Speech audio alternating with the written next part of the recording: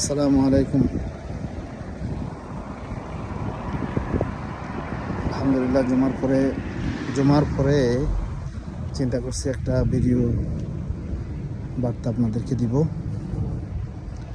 বিশেষ করে আজকে দেশের যে অবস্থা সে বিষয়ে আমিও এখন প্রবাসে আছি এবং আমার আত্মীয় স্বজন, বন্ধু, আমার এলাকাবাসী, আমি যেহেতু চট্টগ্রামের কক্সবাজারের ছেলে, তো আমাদের অধিকাংশ মানুষ আমার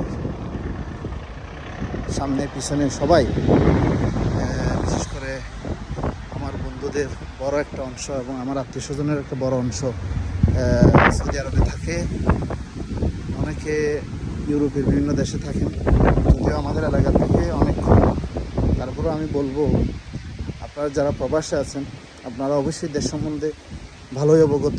দেশে কি হচ্ছে, গত 15 বছরের স্বৈরাচার একটা সরকারকে আমাদের দেশপ্রেমিক ছাত্র জনতা উদ্বুত্থানের মাধ্যমে সরিয়ে দিয়ে দেশকে একটি সুন্দর নতুন সব কিছুকে সাজিয়ে নতুন একটা দেশ তৈরি করার জন্য যখন তারা পদক্ষেপ নিয়েছে, দেশ যখন স্থিতিশীল পরিস্থিতির দিকে যাচ্ছে, তখন আমাদের সবচেয়ে বড় শত্রু ভারত আমাদের দেশকে এবং বর্তমান অন্তর্বর্তীকালীন সরকারের উদ্বুত্থানের ফলে যে অন্তর্বর্তীকালীন সরকার গঠিত হয়েছে, সেই সরকারকে বিপদে ফেলার জন্য, দেশকে অস্থিরতায় ফেলে দেওয়ার জন্য, বাংলাদেশ যেন তার নির্দিষ্ট লক্ষ্যে পৌঁছতে না পারে, বাংলাদেশ যেন সারা জীবন ভারতের তাবেদার হয়ে থাকে এবং অস্থিতিশীল পরিস্থিতি তৈরি করে যেন এই অভ্যুত্থান, এই বিপ্লবকে থামিয়ে দিতে পারে, সেই জন্য তারা ইচ্ছাকৃতভাবে তারা এই গেটগুলো খুলে দিয়েছে। তার ফলে যেটা হচ্ছে, আপনারা দেখতে পাচ্ছেন কি হয়েছে এখন। নোয়াখালী, কুমিল্লা, চট্টগ্রামের একটা সাইট পুরোটা ডুবে আজকে কত মানুষ হাজারিতে, কত মানুষ কত কষ্টের ভিতরে পড়ে গেছে। এখন আমরা অভূতপূর্ব একটা ঐক্যের মাধ্যমে আমরা আমাদের দেশকে সঠিক পথে আনার জন্য আমরা অনেক কষ্টের, অনেক রক্তের মাধ্যমে আমরা সেই কাজটি করতে পেরেছি। সেরকম স্বৈর শাসনকে পরাজিত করে আমরা আজকে একটা সুন্দর দেশ পরিচালনার জন্য, একটা সুন্দর সিস্টেম ডেভেলপ করার জন্য আমরা আগাচ্ছি। সেটার জন্য যে ঐক্য দরকার, সেই ঐক্য আলহামদুলিল্লাহ আমাদের আছে এবং আমি মনে করি ভারতের এই ষড়যন্ত্র আমাদেরকে আরও বেশি ঐক্যবদ্ধ করবে। আমরা আরও বেশি ঐক্যবদ্ধ হব, আরও বেশি শক্তিশালী হব। সেই কারণে আমি আমাদের প্রবাসী এবং বাংলাদেশের যেখানে যেভাবে আছেন, যাদের যতটুকু সামর্থ্য আছে, যেভাবে পারেন, এই ফ্লাডের যারা কষ্টের ভিতরে আছে তাদেরকে সাহায্য করেন। অনেকে দেখতেছি ওখানে গিয়ে ত্রাণ বিতরণের জন্য যাচ্ছেন, উদ্ধার অভিযানের জন্য। আমি তাদেরকে ধন্যবাদ জানাই।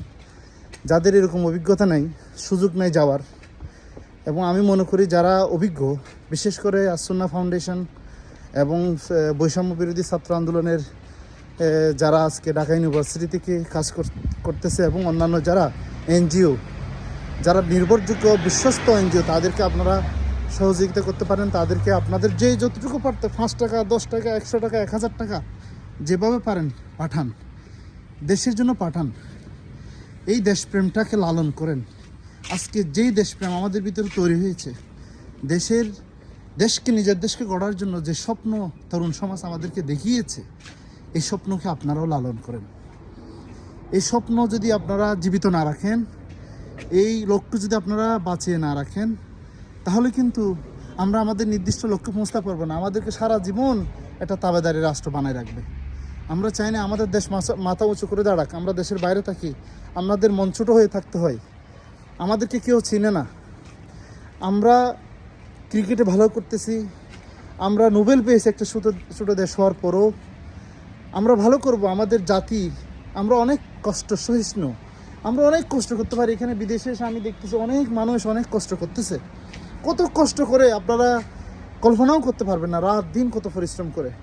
আমাদের এই বাজে একটা পলিটিক্যাল সিস্টেমের কারণে আমাদের জাতিকে ইচ্ছাকৃতভাবে বিভক্ত রাখার কারণে আজকে আমরা পিছিয়ে। আমাদের কোনো কিছুর অভাব নেই, বিশ্বাস করুন, আমি আপনাদেরকে বলছি আমাদের আসলে কোনো কিছুরই অভাব নেই।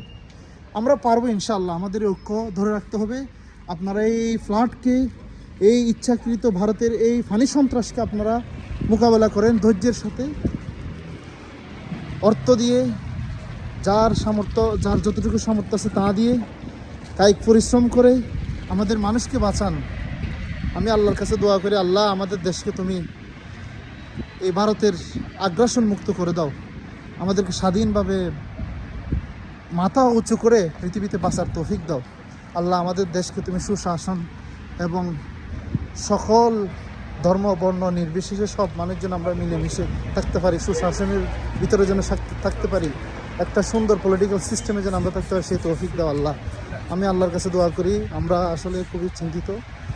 তো আল্লাহ যেন আমাদের সবাইকে ভালো রাখে, সুস্থ রাখে। আপনারা অবশ্যই এগিয়ে আসুন। আপনারা যেভাবে পারেন সৌদি আরব থেকে যেভাবে পারেন টাকা পাঠান দেশের জন্য।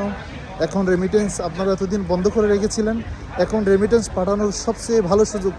আমরা যেহেতু দেশে থেকে এই যুদ্ধে আমরা যেহেতু অংশগ্রহণ করতে পারতেছি না, আমাদের এখন দায়িত্ব হলো আমরা রেমিটেন্স পাঠিয়ে যারা যুদ্ধ করতেছে তাদের সাথে কাঁধে কাঁধ মিলিয়ে দেশ গড়ার জন্য, দেশকে ভালো রাখার জন্য, দেশের ঐক্যকে ভালো রাখার জন্য, দেশকে ভালো পথে নিয়ে যাওয়ার জন্য, উন্নত পথে নিয়ে যাওয়ার জন্য আমরা একসাথে কাজ করব। ভালো থাকবেন, সুস্থ থাকবেন। আসসালামু আলাইকুম।